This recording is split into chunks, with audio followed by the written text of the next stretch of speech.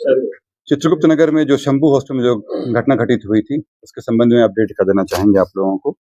आप लोग अवगत हैं कि 9 तारीख को एक युवती जो वहाँ पे नीट की तैयारी कर रही थी, वो बेहोशी की हालत में अपने कमरे में पाई गई थी, जिनको इलाज के लिए तुरंत हॉस्पिटल ले जाया गया था। उनके परिजनों को इन्फॉर्म किया गया था और उसके बाद 6 से 10 तक यह युवती जो है इलाजरत रही। स्थिति की गंभीरता को देखते हुए उनको मेदांता ले जाया गया था, जहाँ पे दुर्भाग्यवश उनकी मृत्यु हो गई। मृत्यु के पश्चात जो पुलिस का अनुसंधान वगैरह था वो पूर्व से चल रहा था, कांड भी दर्ज कराया गया था। इसमें जो डॉक्टर इनका इलाज किए थे, जो गायनेकोलॉजिस्ट थे और जो डॉक्टर्स ने प्रिस्क्रिप्शन वगैरह था, वो सब पुलिस को प्राप्त हुआ है। इसमें जो अभी तक का हम लोग को आया है, जो डॉक्टर का रिपोर्ट है, जो डॉक्टर के द्वारा स्टेटमेंट दिया गया है, इसमें किसी भी तरह का सेक्सुअल अब्यूज़ की बात नहीं आई अभी तक। पोस्टमार्टम रिपोर्ट अभी नहीं मिला है। पोस्टमार्टम रिपोर्ट आने के बाद इस चीज़ पे पूर्ण विराम लगेगा, परंतु जो अभी तक का प्राइमा फेसी है, डॉक्टर का रिपोर्ट, डॉक्टर के जो जाँच कराए गए हैं, जो डॉक्टर का प्रिस्क्रिप्शन वगैरह है, विभिन्न डॉक्टरों के यहाँ पे जाँच हुआ है, कहीं पे भी इस तरह की बात नहीं आई।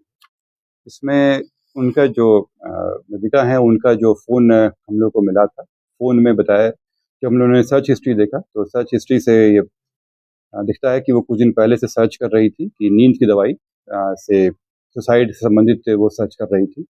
उसमें साइनाइड वगैरह का भी इसमें ज़्यादा सर्च किया गया था। इसके अतिरिक्त जब उनका इलाज चल रहा था तो उनके यूरिन टेस्ट भी कराया गया था। यूरिन टेस्ट में भी नींद की दवा का होने की पुष्टि हुई है। इसके अतिरिक्त जो अन्य मामले हैं, जैसे वहाँ पे हम लोग सीसीटीवी फुटेज था, वो सब का भी अवलोकन किए हैं। तो अभी तक में इस पूरे घटनाक्रम में अभी तक जो आरोप लगाया जा रहा था कि सेक्सुअल असॉल्ट था, उसकी कोई पुष्टि नहीं हुई है।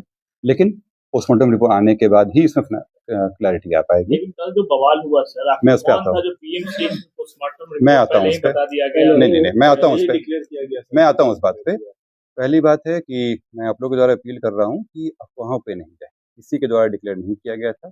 ये एक साजिश के तहत ये जो कल की घटना हुई थी कारगिल चौक पे, वो उकसाया गया लोगों को गलत इन्फॉर्मेशन दिया गया और इसमें जो पोस्टमार्टम करने वाले एक डॉक्टर की टीम थी, उनसे भी पुलिस संपर्क में थी। इस तरह का कोई स्टेटमेंट किसी के द्वारा नहीं दिया गया था। ये एक साजिश के तहत, ताकि इसका एक मुद्दा बनाया सके और उनके परिवार की जो मानसिक स्थिति को देखते हुए उनसे खिलवाड़ किया गया, ये अभी तक के पुलिस रेट में कहीं पे भी ये चीज़ नहीं आया। पुलिस के द्वारा भी बार-बार इसमें अपडेट दिया जा रहा था जो चीज़ें थी। इस चीज़ों का एक षड्यंत्र के तहत इस्तेमाल किया गया और जो पब्लिक थे वो उन लोगों को ये बहला-फुसला के अपना पक्ष, अपना उल्लू सीधा करने के लिए कुछ बहुत ही लिमिटेड लोगों के द्वारा ये कार्य किया गया था। मैं आ रहा हूँ आपसे इस चीज़ पे। मैं आप लोगों को पहले ही बता दे रहा हूँ कि इस पूरे मामले में कई लोग हैं। डॉक्टर इलाज किए हैं, वो हैं, फुटेज है, हॉस्टल की लड़कियाँ हैं वहाँ पे, पुलिस का अपना एंगल का चल रहा है जाँच का, ये सारी चीज़ें पहलू हैं। इन सबों में जो अभी तक अपडेट आया था, वो आप लोगों को बताया गया था। इसमें कहीं इस तरह की बातें नहीं आई, परंतु चीज़ों का जो होता है वो मुद्दा बनाने का, वो एक फेक न्यूज़ जिसको कहते हैं, वो बनाने की कोशिश की गई है इसमें, ताकि जो कुछ वेस्टेड इंटरेस्ट हैं वो, इसमें कुछ राजनीति के भी लोग हैं, उन लोगों ने जो सीधे-साधे लोग हैं, उनको बहलाया-फुसलाया और इस चीज़ का बात बनाने की कोशिश की। मैं आपसे भी अपील करता हूँ कि जो इसमें वैज्ञानिक अनुसंधान होगा, उसी हिसाब से कार्रवाई की जाए। बिना सबूत के किसी को भी आरोपित कर देना या किसी को भी सज़ा दिला देना, ये हमारे कॉन्स्टिट्यूशन में नहीं दिया हुआ है। ये हम लोग के यहाँ अलाउड नहीं है। अगर सबूत आएगा तो मैं आपको विश्वास दिला रहा हूँ, पुलिस इसमें कार्रवाई करते हुए उनको हम लोग सज़ा भी दिलाएँगे। पूर्व में भी दिलाई गई है इसमें, परंतु अभी तक का जो आया है वो अपडेट आप लोगों को दे दिए हैं। कल की जो घटना हुई है, उसमें हम लोग कांड दर्ज किए हैं और उसमें जो साजिशकर्ता हैं, उन लोग पे भी कार्रवाई की जाएगी। कितने लोगों पर एफआईआर दर्ज हुआ है? इसमें वहाँ पे जो फुटेज वगैरह लिया गया है, कुछ लोगों का नेम्ड किया गया है और कुछ काफ़ी लोग अननेम्ड हैं, क्योंकि फुटेज वगैरह उसमें मिला है, उनकी पहचान करके कार्रवाई की जा रही है। और इसके निकल मैं शामिल है? मैं आप लोगों को ये कहना चाहूँगा इसमें कि आप लोग भी अपने विवेक का इस्तेमाल करें और खुद भी देखें कि क्या है, भावनाओं में बहकर डिसीज़न नहीं लें। भावनाओं में लिया गया डिसीज़न सामाजिक रूप से भी, पारिवारिक रूप से भी और व्यक्तिगत रूप से भी नुकसानदायक होता है।